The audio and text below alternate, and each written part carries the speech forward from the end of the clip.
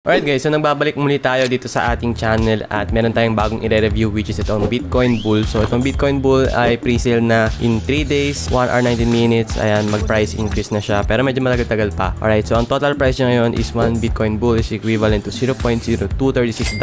So ano nga ba itong Bitcoin Bull? So ayan, yun yung logo niya guys, Bitcoin, and then yung Bull which is pag sinabi natin Bull is paangat at trend siya sa market na green. Okay, hindi siya bear, yun naman yung kabaliktaran nila. So ang sinasabi lang nito is Bitcoin Bull, ibig sabihin pataas yung Bitcoin, parang ganyan. So Bitcoin's best crypto sale, ayan, na-feature na sila sa Crypto News, Bitcoin, Coinpedia, Cryptopolitan, at ito yung official meme coin nila guys is 230% up na siya. At earn Bitcoin airdrop, token burn milestones, at stake to earn. So meron siyang mga ganyan.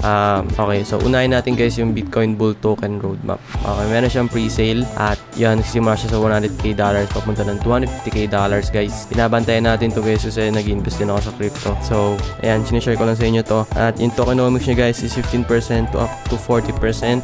Bull fund, milestone burn, airdrop, staking distribution. Pero PR marketing na yung pinakamalaki which is 40%. So 21 million. 21 billion yung supply nila which is parang Bitcoin lang din, no? Pantay yun sa Bitcoin. At yung 40% doon nilalaan nila sa marketing, no? Para makakuha ng mga adapters at tumaas yung value. So ano nga ba tong Bitcoin Bull token? Ayan, okay, sinasabi nila. So ang price point daw nito pagdating sa panahon is ng $250,000. Parang Bitcoin lang din, pero ang presyo niya ngayon is 0.0236, so napakaliit pa. Tingnan natin guys kung makakabot sila. So itong Bitcoin pre-sale is para makakuha sila ng mga early investors, no? Para makasama nila dun sa mission na yon. So mas makakuha siya ng mas mababang halaga pag ginawa niyo yun guys, no? At ayun na nga, meron din sila mga Bitcoin free airdrop kung ayaw nyo bumili. Pwede kayo magkaroon ng mga libreng Bitcoin Bull token pag sumama kayo sa mga airdrop nila, which is ang gagawin nyo lang siguro yung mga task nila. Okay, so for example, yan, import nyo yung Bitcoin sa Address wallet. Ayun, magkakaroon na kayo ng Bitcoin airdrop. So, ayan, a free Bitcoin faucet allows people to redeem some free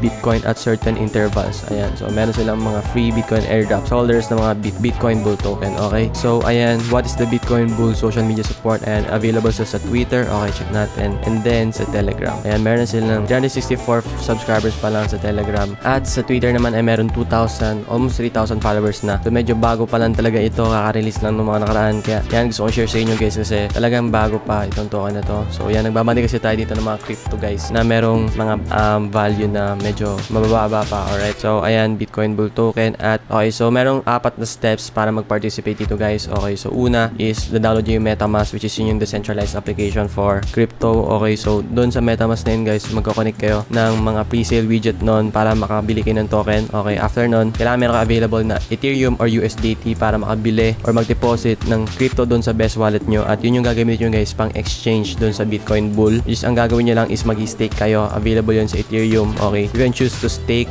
or makono pa, no? Pagdating ng panahon siguro mas marami pa silang gagawing options. Okay, so after completing yung purchase nyo, yung Bitcoin Bull balance is mapupunta na doon sa inyong wallet. Alright, so yun yung how to buy that Bitcoin wallet.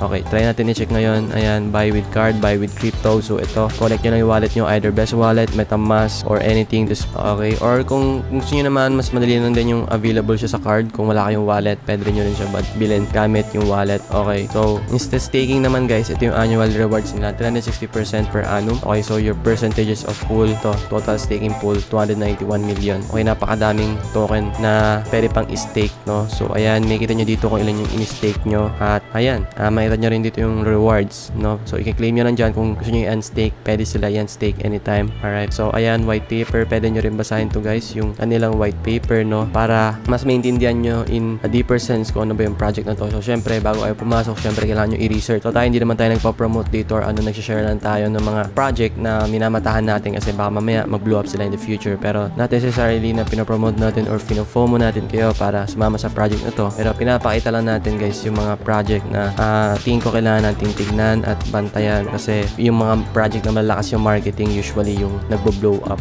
no? So ito, kita ko yung team na ito guys is sobrang aggressive na sa marketing at yes, baka mag-blow up sila in the future tulad ng mga marami pang iba. So pero always do your own research guys bago kayo pumasok at alamin nyo kung ano yung tamang risk reward na kailangan nyong gawin, no? So syempre kailangan nyo rin-control yung risk, no? Kung nyo invest lahat ng pera nyo, invest nyo lang kung ano yung gusto nyo i-risk, no? So syempre crypto napaka-volatile nyan at syempre sobrang risky nyan. Pero yep, ayan, pwede nyo basahin dyan kung meron silang practical value, project overview nila at mga kung ano-ano pa. Alright, so yun na lang muna siguro guys.